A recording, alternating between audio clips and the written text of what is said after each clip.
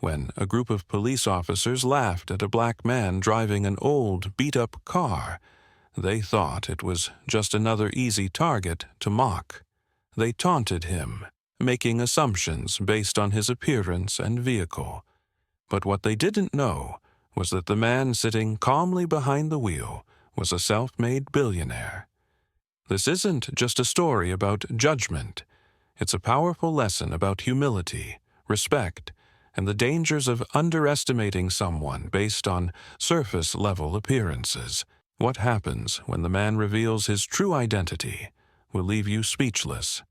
Stay tuned to see how this incredible story unfolds. Before we dive in, let us know where you're watching from. And don't forget to subscribe for more inspiring tales that challenge prejudice and spark change. It was a quiet afternoon on the outskirts of a small town. Cars passed lazily on the road, and the hum of engines filled the air near a gas station. Among the vehicles parked there was an old, rusted sedan, its paint faded and the bumper slightly dented. Sitting behind the wheel was Elijah King, a 45-year-old man with a calm, composed demeanor. Elijah wasn't the kind of person you'd notice at first glance. Dressed simply in jeans and a plain t-shirt, he blended into the everyday scenery. But beneath the humble exterior lay an extraordinary story. Elijah King was a self-made billionaire, a tech entrepreneur who had built his empire from scratch. Despite his wealth, Elijah valued simplicity and never felt the need to flaunt his success. He often preferred to drive his old car, a sentimental reminder of his early struggles and the hard work that had brought him to where he was. He believed in treating everyone with respect, no matter their background or appearance. As Elijah filled his tank at the gas station, a police cruiser pulled up. Out stepped Officers Simmons and Blake, two middle-aged officers known in the area for their casual arrogance and quick judgments. Their confident strides and smirks suggested they weren't interested in much beyond asserting their authority. Simmons nudged Blake and nodded toward Elijah's car. "Look at that clunker," he said, loud enough for Elijah to hear. "What's a guy like him doing in a neighborhood like this?" Blake chuckled. "Probably up to no good," he replied. "Let's check it out." Elijah, noticing their approach, kept his composure. He was no stranger to moments like these, where assumptions were made about him based on his appearance or the car he drove. He took a deep breath and prepared to handle the situation with the same calmness and grace that had carried him through life's challenges. "Excuse me, sir," Simmons said as he approached, his tone already condescending. "Is this your car?" Elijah turned to face them, his expression neutral. "Yes, it is," he said politely. Simmons raised an eyebrow, glancing at the worn seats and faded dashboard. "Doesn't look like it belongs here," he said with a smirk. "Mind telling us what you're doing in this area?" Elijah calmly replied, "I'm just getting gas." "Is there a problem?" Blake stepped closer, crossing his arms. "Not yet," he said. "But it's not every day we see a car like this around here. You got ID?" Elijah reached into his pocket, retrieving his driver's license. "Here you go," he said, handing it over without hesitation. The officers exchanged glances, their smirks not fading. To them, Elijah was just another man driving an old car, a nobody. They failed to notice the calm confidence in his demeanor, a hint that there was much more to him than met the eye. As the officers continued their condescending questioning, Elijah remained composed. He wasn't rattled by their mockery, nor was he intimidated by their authority. Instead, he waited patiently, knowing that the truth about who he was would speak louder than any assumptions they could make. Unbeknownst to the officers, Elijah wasn't just a man filling up his car. He was a man who owned multiple luxury vehicles, vast properties, and a company valued at billions. But none of that mattered to him in moments like these. What mattered was teaching people like Simmons and Blake a lesson about respect and the danger of judging someone by appearances. Elijah stood calmly as Officers Simmons and Blake continued their unnecessary interrogation. Simmons held on to Elijah's license, scrutinizing it longer than necessary. "So, what do you do for work?" Simmons asked, his tone skeptical, as if doubting Elijah's ability to afford even his old car. Elijah maintained his composure. "I'm in tech," he replied simply. Blake raised an eyebrow, smirking. "Tech, huh? Doesn't look like it's paying too well considering this ride," he said, gesturing to Elijah's car. The comment drew a chuckle from Simmons. "Yeah, maybe he's just in tech as a hobby," Simmons added, his mockery thinly veiled. Both officers seemed to take pleasure in belittling Elijah, assuming they had all the power in the situation. Elijah, unfazed by their taunts, responded calmly. "I prefer to focus on what's important, rather than how things look. This car has sentimental value." Blake shook his head, clearly not understanding Elijah's perspective. "Sentimental value," he repeated with a laugh. "That's rich." Simmons glanced back at the cruiser, where a small crowd had started to gather. A few onlookers were watching the interaction, some with curiosity and others with concern. One man even pulled out his phone, recording the officers as they continued to harass Elijah. Simmons noticed the phone and frowned, his demeanor growing more aggressive. "All right, sir," he said, his tone sharper now. "Pop the trunk. We need to see what you're carrying in this thing." Elijah's brow furrowed slightly, though he remained calm. "Is there a reason for this request?" he asked. "I've complied with everything you've asked so far, and I've done nothing wrong." Blake stepped closer, trying to intimidate him. "We don't need a reason," he said.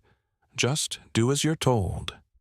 The crowd murmured, their unease growing.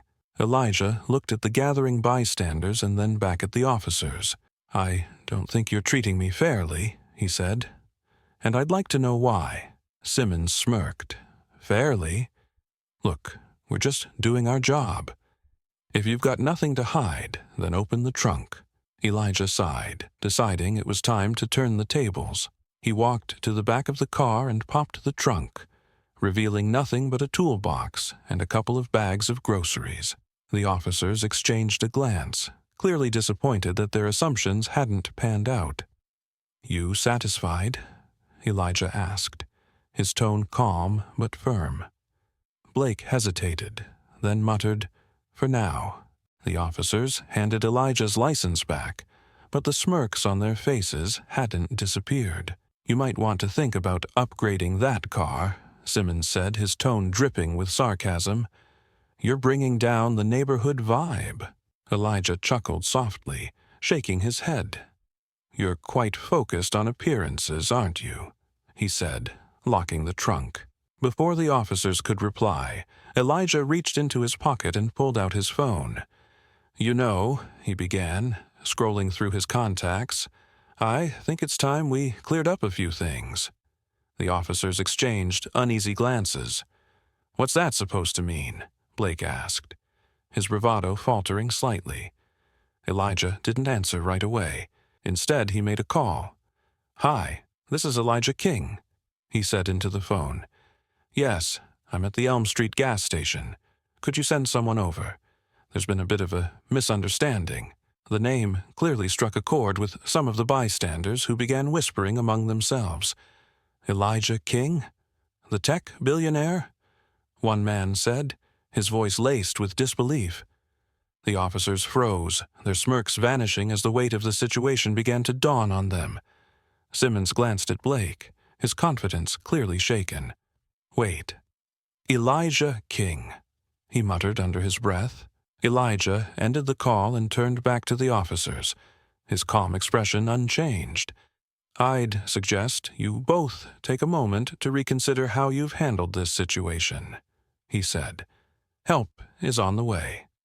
The murmurs in the crowd grew louder, and some began filming more openly. Simmons and Blake exchanged worried glances, the reality of their actions starting to sink in.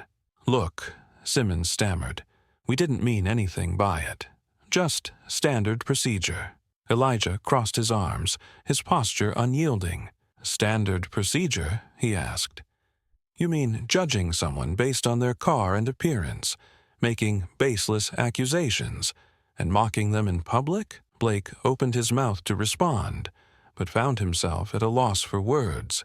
The confidence they'd displayed earlier had completely evaporated, replaced by visible discomfort. Elijah said nothing more, letting the silence linger.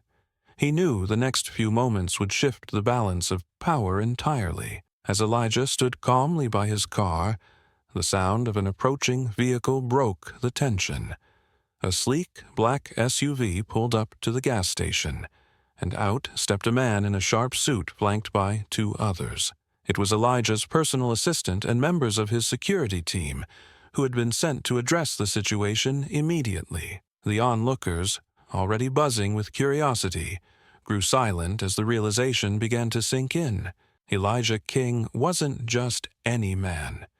He was the billionaire tech mogul whose name was known worldwide. "Mr. King," the assistant greeted Elijah with respect. "We came as soon as you called. Is everything all right?" Elijah nodded slightly. "Thank you for coming. I was just explaining to these officers how important it is to treat everyone with respect," he said, his tone calm but pointed. The officers, Simmons and Blake, stood frozen in place. Their arrogance had completely disappeared, replaced by visible panic. "Mr. King?" Simmons stammered, his earlier bravado now replaced with disbelief. "You're Elijah King?" "Yes," Elijah replied matter-of-factly.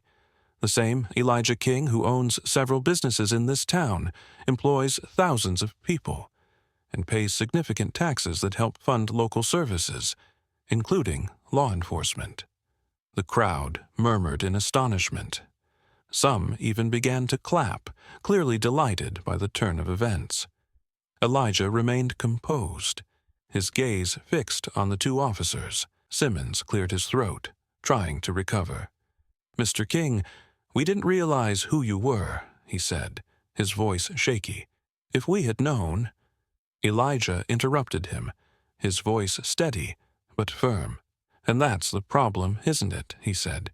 "You didn't know who I was, so you assumed I didn't deserve respect. You judged me based on the car I drive and the color of my skin. If I were anyone else, would you have acted differently? Or is this how you treat everyone who doesn't meet your narrow expectations?" Blake opened his mouth to respond, but Elijah raised a hand to silence him. "Save your excuses," he said. "What you did today wasn't just unprofessional. It was unacceptable.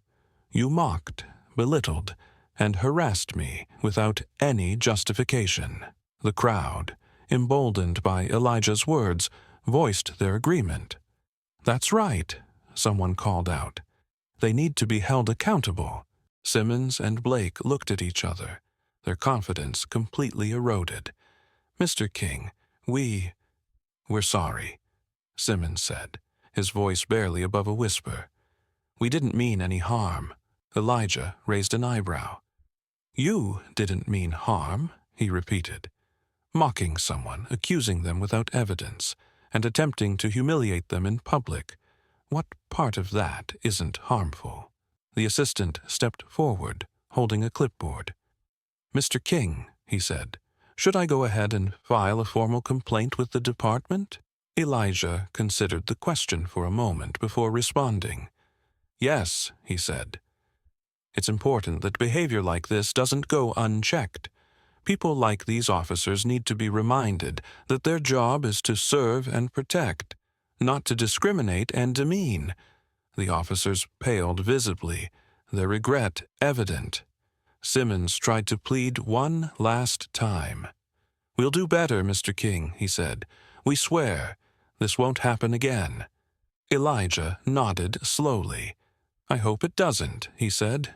"Not just for me, but for anyone else you might encounter. Remember this moment the next time you think about judging someone based on appearances. Elijah turned to address the crowd, many of whom were still filming the interaction. "What happened here today isn't unique," he said. "It's a symptom of a larger problem, one that won't change until we hold people accountable and demand better. No one should ever be judged or mistreated because of how they look, what they drive, or where they come from." The crowd erupted into applause, their admiration for Elijah evident. For many, his calm yet powerful response to the officer's behavior was both inspiring and empowering. Lieutenant Carter, a senior officer, arrived on the scene just as the crowd's applause began to die down. After being briefed on the situation by Elijah's assistant, Carter approached the officers with a stern expression. "Simmons, Blake," she said sharply, "report back to the station immediately. We'll be conducting a full review of your conduct." The two officers nodded silently, their humiliation complete as they retreated to their cruiser. The crowd watched as they drove away, their earlier arrogance now a distant memory. Before leaving the scene, Elijah addressed the assistant one last time. "Make sure this incident is documented," he said, "and let's work on setting up a program to educate law enforcement on implicit bias. If these officers can learn from their mistakes, maybe something positive can come out of this." The assistant nodded, making a note on his clipboard. Elijah then turned to the crowd, offering a small smile. "Thank you all for your support," he said.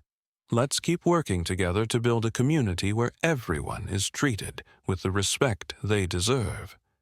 The crowd cheered once more as Elijah got into his car.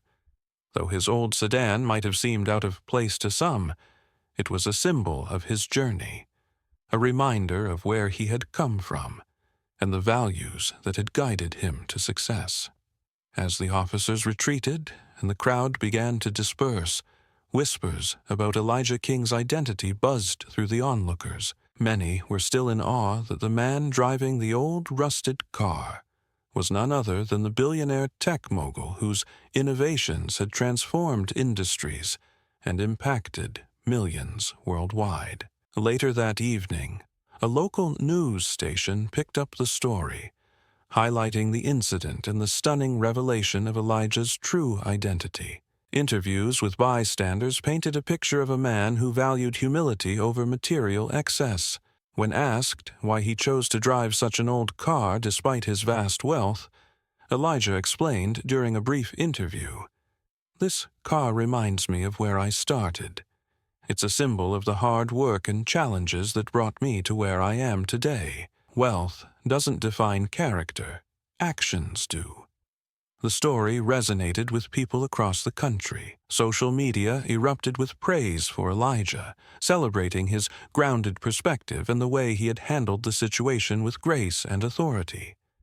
The hashtag #RespectOverWealth trended, with people sharing their own stories of being judged unfairly based on appearances. Meanwhile, back at the precinct, Officers Simmons and Blake faced an internal review. The video of their interaction with Elijah had gone viral, drawing criticism from the public and calls for accountability from local leaders. Both officers were required to attend mandatory training on implicit bias and de-escalation, but the damage to their reputations was already done. In a private meeting with their superior, Lieutenant Carter, the two officers expressed their regret. "We didn't know who he was," Simmons admitted, his tone subdued. "That's the problem," Carter replied sharply. "You shouldn't need to know someone's status or wealth to treat them with basic respect. Your behavior today embarrassed this department and undermined the trust we're supposed to build with the community." For the first time, Simmons and Blake seemed to grasp the gravity of their actions. They realized that their assumptions and mockery had not only disrespected Elijah, but also reflected poorly on their role as officers. While the fallout unfolded for the officers, Elijah continued to focus on the bigger picture. He held a press conference, not to speak about his wealth, but to address the importance of treating people with dignity, regardless of their background. "I want to make something clear," Elijah said, standing confidently at the podium. "This isn't about me or my financial status. It's about a mindset that we need to change, one that judges people based on appearances rather than actions. Whether you're driving an old car or a luxury vehicle, you deserve to be treated with respect." Elijah's words struck a chord with audiences around the world. His humility and focus on addressing systemic issues elevated the incident from a viral moment to a meaningful conversation about prejudice and assumptions. Elijah didn't stop at raising awareness. Using his resources and platform, he partnered with local organizations to fund educational programs for law enforcement. The initiative, aptly named Respect in Action, aimed to train officers to recognize and address implicit biases, ensuring that every interaction they had with the public was rooted in fairness and understanding. During the program's launch event, Elijah reflected on his motivation. "I could have ignored what happened," he said, "but change doesn't come from silence. It comes from standing up and turning moments of injustice into opportunities for growth." As part of their disciplinary process, Simmons and Blake were required to participate in the Respect in Action program. Initially resistant, they gradually began to see the value in the training. During one session, Simmons admitted, "I've spent too much time making snap judgments. That's not the kind of officer I want to be." Blake echoed the sentiment, adding, "We made a mistake, and it's on us to make things right, not just with Mr. King, but with every person we serve." Though the road to redemption was long, their willingness to learn and change offered a glimmer of hope for the future. Elijah's actions didn't just affect the officers or the local community. They sparked a national conversation about humility, respect, and the importance of judging people by their character rather than their appearance. People from all walks of life shared their own experiences of being underestimated, creating a movement that celebrated authenticity and kindness. For Elijah, the incident reaffirmed his belief in the power of resilience and purpose. "We can't control how others treat us," he said in an interview, "but we can control how we respond. And sometimes, a calm and measured response is the strongest way to stand up for yourself." In the weeks following the gas station incident, Elijah King's message of humility and respect continued to resonate deeply with people around the world. What started as an uncomfortable encounter turned into a meaningful catalyst for change, not only in his local community, but far beyond. The Respect in Action program, funded by Elijah's Foundation, became a cornerstone for change in the Greenfield Police Department. Officers participated in regular training sessions focused on de-escalation tactics, implicit bias awareness, and community engagement. The program emphasized treating every individual with dignity, regardless of their appearance or socioeconomic status. At a community forum held to discuss the initiative, local residents shared their experiences of being judged or mistreated. Elijah, who attended the event, listened attentively before addressing the crowd. "Change starts with conversations like this," he said. "When we share our stories and hold one another accountable, we create a path forward." The forum ended with applause, and many community members expressed their gratitude for Elijah's leadership. His willingness to use his resources and platform for the greater good inspired others to get involved, from organizing mentorship programs for young people to advocating for equitable policies in law enforcement. For Officers Simmons and Blake, the fallout from the incident was a humbling experience. While they retained their positions after the internal review, they were placed on probation and required to attend additional training. Both officers also issued public apologies during a town hall meeting. "I want to acknowledge that my actions were wrong," Simmons said, his voice heavy with regret. "I made unfair assumptions, and I failed to treat Mr. King with the respect he and everyone deserves. I've learned a lot from this experience, and I'm committed to doing better."